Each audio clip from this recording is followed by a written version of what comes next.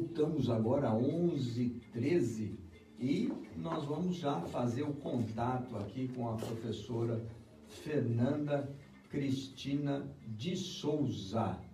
Ela que vai falar sobre um tema aí que ele sempre é atual, infelizmente, que é o racismo, que existe, não tem como não dizer que ele não existe aqui no Brasil, ele existe sim, de formas diferentes de outros países, diferente do racismo do americano, mas continua sendo o racismo. E como tal, todo tipo de racismo é abjeto, é repugnante, é algo que não queremos para ninguém em época alguma.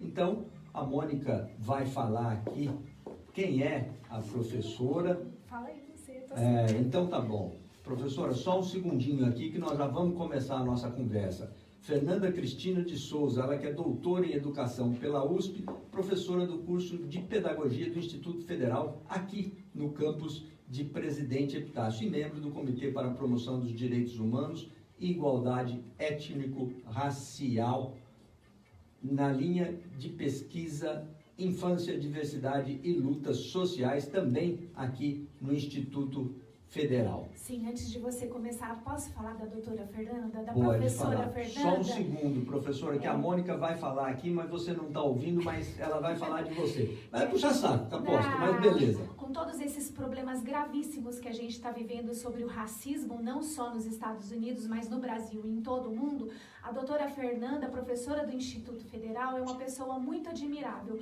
Por isso a gente chamou aqui hoje para conversar sobre esse tema tão importante. É uma mulher negra, bonita, inteligente e que passou por diversas dificuldades e alcançou o sucesso. Então, para você que está ouvindo aí, você pode se espelhar e tê-la como exemplo. Com certeza ela voltará mais vezes aqui no programa.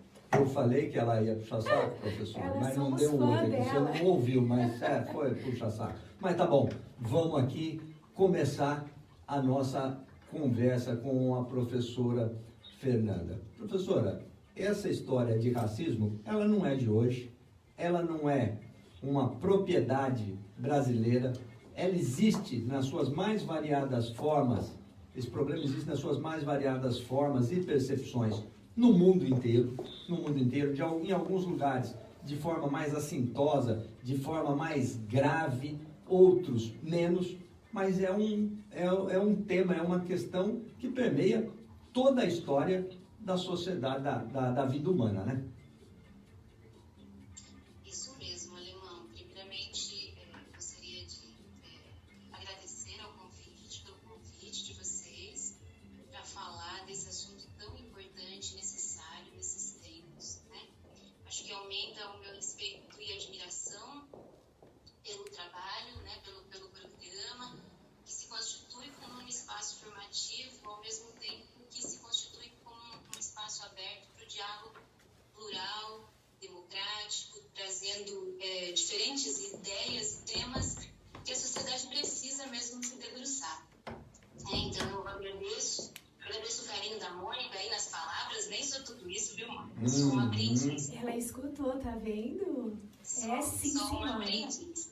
E, de fato, né, o racismo no Brasil, ele é um problema que ele perdura por mais de 300 anos, né? Se considerarmos aí o tempo pela qual povos africanos, né, pessoas negras, mulheres e homens negros e negras foram escravizados no Brasil, a gente tem maior tempo dessa história de escravidão do que vivendo a história sem escravidão.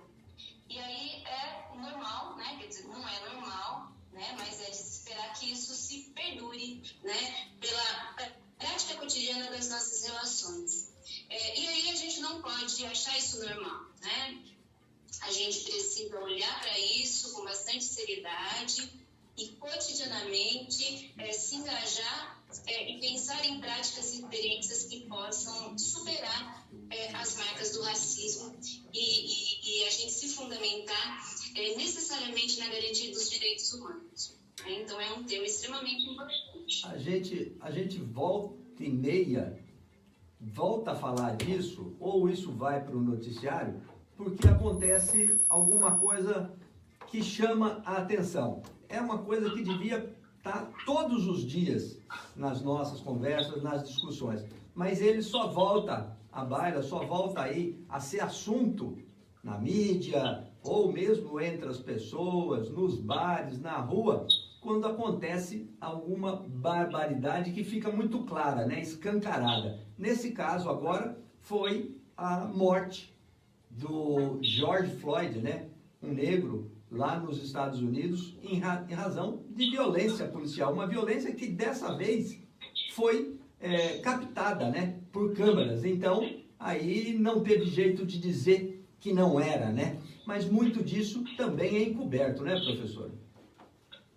Isso mesmo, irmão. De fato, falar sobre o assassinato do George Floyd lá nos Estados Unidos, que ocorreu na semana passada, na última segunda-feira, também nos força a falar das experiências de violência contra a população negra aqui no Brasil. Por exemplo, a morte do menino João Pedro, no Rio de Janeiro, né, no último dia 19 de maio. É importante falar desses crimes, né, e trazer para o debate público o histórico da violência exercida pelo Estado, nas suas diferentes partes do mundo, contra a população negra. Né? É a gente ainda lembrar, no ano passado, em abril do ano passado, quando os 80 tiros foram disparados contra o músico e segurança, o pai de família, Evaldo dos Santos, também no Rio de Janeiro. É a gente também trazer para o plano da consciência a morte da menina Agatha Félix em setembro do ano passado, assassinada também, vítima da violência policial quando voltava da escola. É não sossegarmos um só minuto enquanto a justiça não desvendar os motivos, por exemplo, que levaram à morte da vereadora Marielle Franco em março de 2014. E tantas outras mulheres, crianças, homens negros que são mortos cotidianamente no Brasil, vítimas do racismo. Né? Os dados nos dizem muito e a gente precisa olhar para esses dados. Né? De acordo com o Atlas da Violência de 2019, no ano de 2017, 75% das vítimas de homicídios foram indivíduos negros, né? Sendo que a taxa de homicídios por 100 mil negros foi de 43,1%, ao par que a taxa de violência contra pessoas não negras ela foi de 16%. Né? Ou seja, significa entender que para cada indivíduo não negro que sofreu homicídio em 2017, aproximadamente 2,7 deles eram negros e foram mortos. Né? O que esses dados e esses crimes nos revelam? Acho que isso é importante também a gente se perguntar, né? O que vemos quando nos deparamos com a acentuação das desigualdades sociais e da violência contra a população negra em decorrência do racismo? E aí é importante a gente entender que o racismo não é um problema de negros e negras, né? É um problema da sociedade. Essa violência, esses assassinatos, isso não diz respeito a desvio de conduta de pessoas, mas a própria reencarnação da violência exercida pelo Estado, que traz as marcas nítidas dos processos de escravidão e da falta de políticas públicas que garantam direitos universais para todas as pessoas. Né? Esses direitos que são defendidos desde as declarações, né? A gente tem diversas declarações no âmbito da Organização Nacional, né?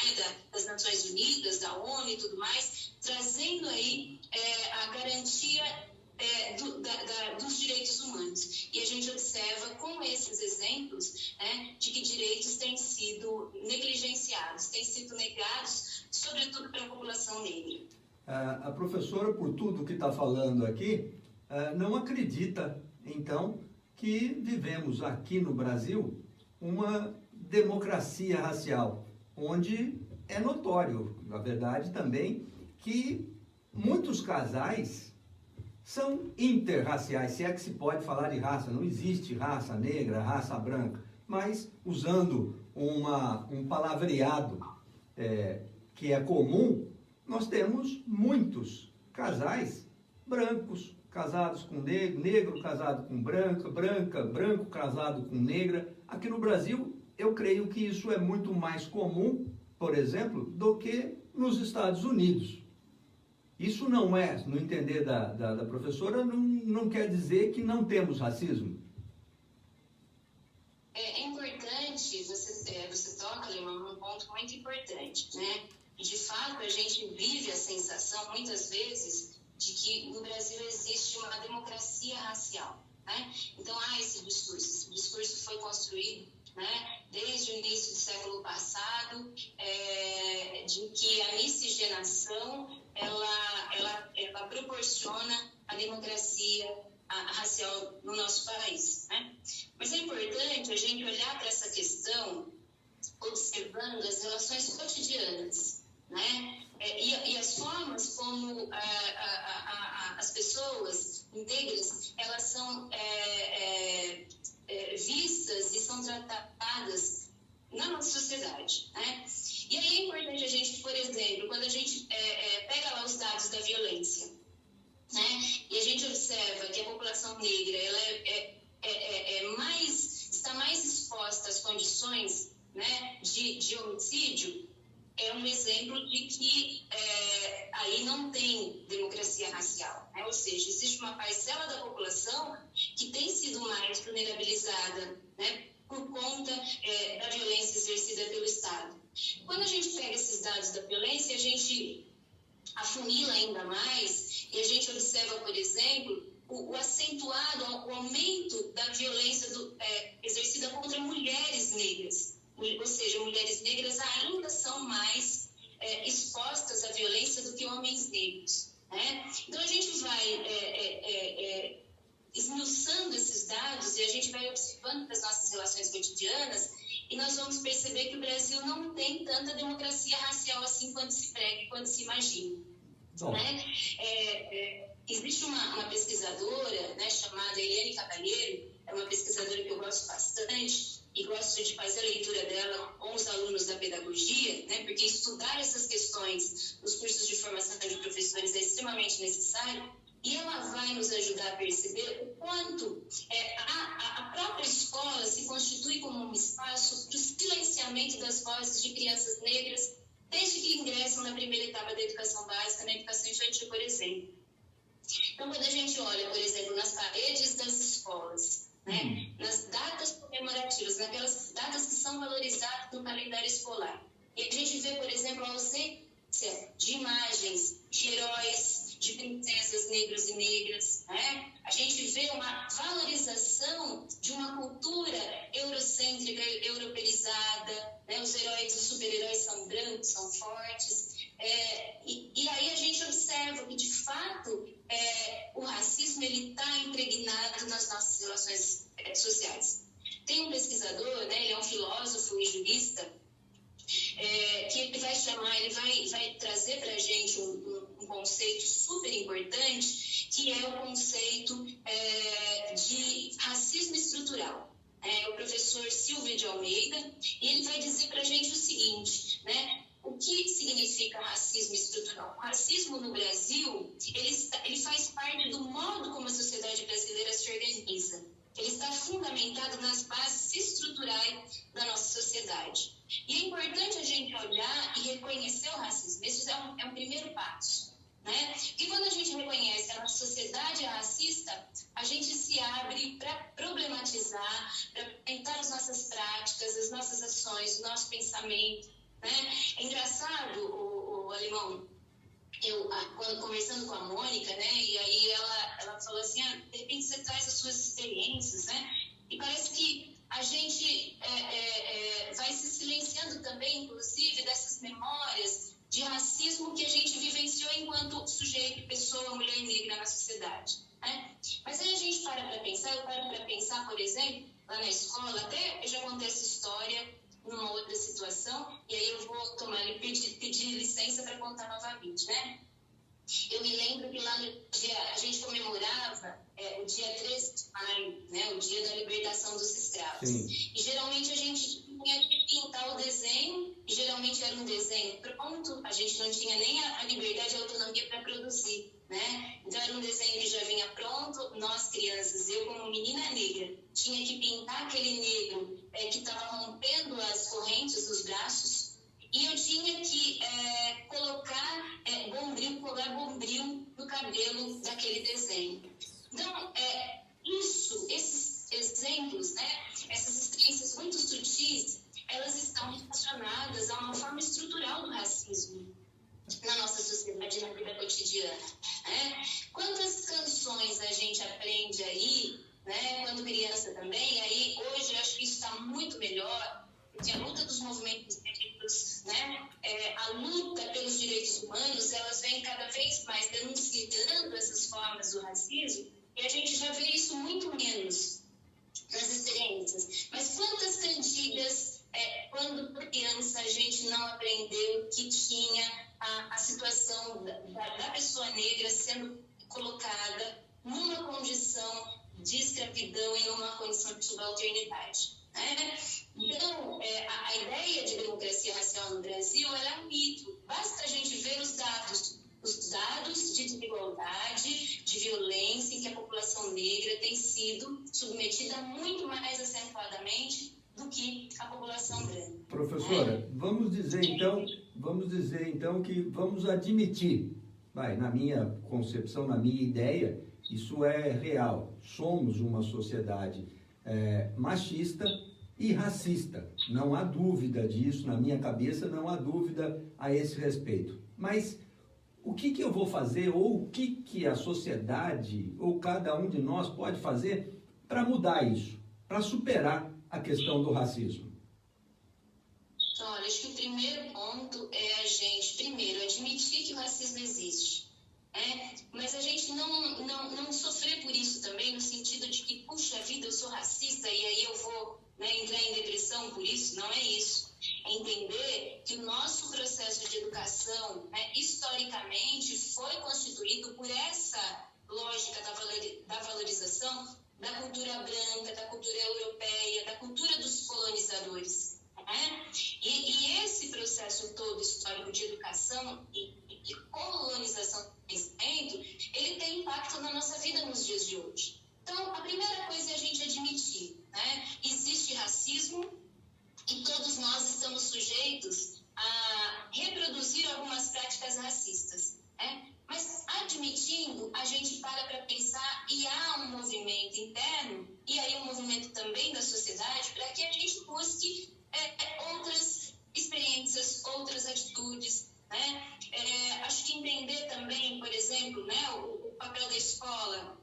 Acho que a escola ocupa um papel fundamental nesse processo. A gente tem leis hoje e que trazem a obrigatoriedade do trabalho com a cultura afro, a história e cultura da África, as questões indígenas, porque é a história dos povos que são fundamentais para a constituição do povo brasileiro hoje. Sim. E quando a escola se compromete e traz para o seu projeto político-pedagógico esses temas de uma maneira séria, sem caricatura, sem reproduzir violência, é um grande passo para a gente contribuir com a formação de sujeitos, de homens e mulheres, que sejam pessoas que respeitem as outras pessoas, independente da sua cor da pele, da sua origem social e econômica, do seu gênero. Então, acho que esses são alguns dos passos.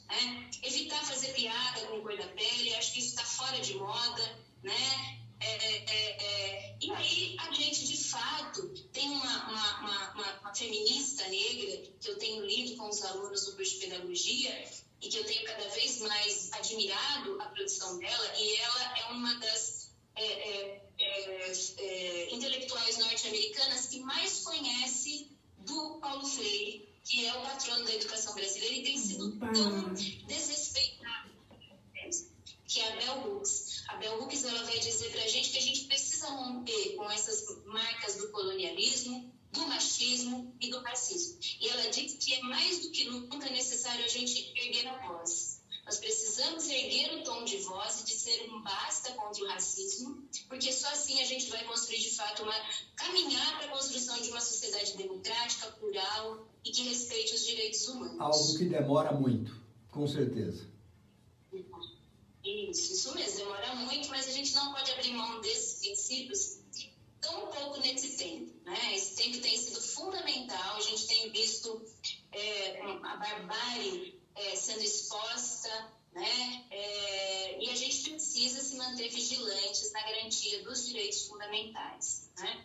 Professora, eu agradeço aqui, mas são 11h33 já. Nós estamos falando aqui há um tempão e o nosso horário acabou. Então, eu vou pedir aqui para a professora para finalizar e já fazer um convite para que em uma outra oportunidade venha falar deste tema ou outros temas aqui que possam ser do interesse dos ouvintes.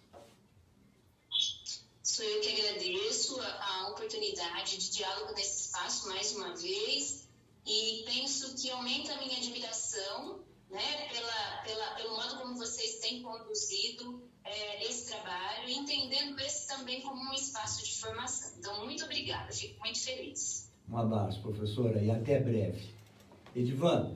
Qualquer coisa, se eu desligar o telefone, eu de volta, porque às vezes eu aperto errado o botão, tá? Eu volto para tirar foto. WhatsApp 996527849 e confira Assados e Galeto Delivery. E com assados nos finais de semana. Assados e Galeto fica na Rua Vitória com avanças lá. Tchau, professora. Tchau, professora. Obrigada. A gente Sempre se fala, tem motivo tá? para você ser feliz hoje.